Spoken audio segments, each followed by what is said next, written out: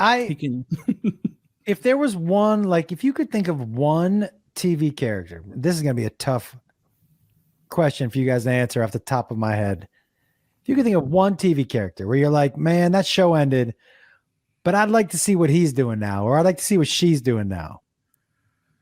Can you think of one where you're like, that is one character that I would love to see a spin-off?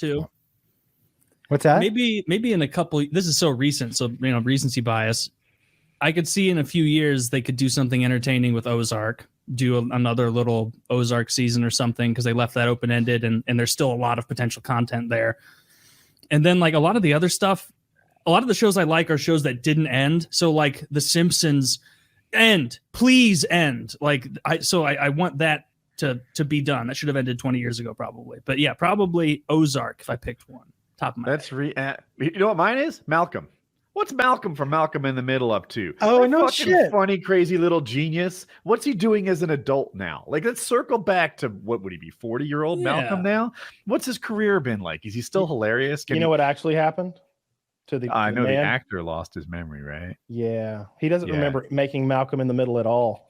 What do you mean? Well, then he can enjoy the show. He's had so many he's had like multiple head injuries, and he has no memory of his like that part of his life. Man, no shit. Yeah, that blows. Like legit. It's like I don't know. It's pretty wild.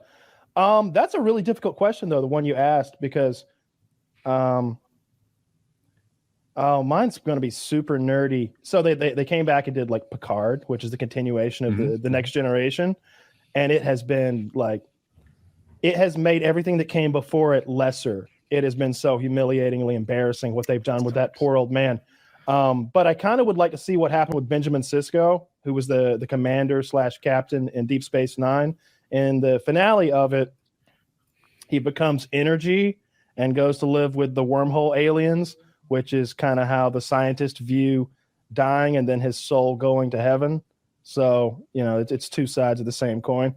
And he said he would be back. So I guess that one, because he's never coming back, because they're not going to reboot. What about Pinkman? Pinkman? Oh, I don't give a fuck. They did the movie. They did that movie, right? El Camino or something? Yeah. I got to tell you. Go ahead. Yeah. It's interesting. Like the Better Call Saul, which my friend cast that show, and she is a fantastic person, and I love Bob Odenkirk, but that was like, I didn't give one, when that show ended, I was like, I wonder what he's doing. Like that was never even, and I loved Breaking Bad, and I saw one episode of Better Call Saul and was like, I just don't.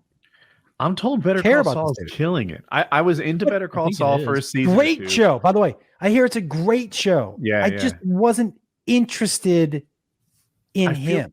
It had a dip, in my opinion, somewhere around season 2 or 3 that it made it lose me.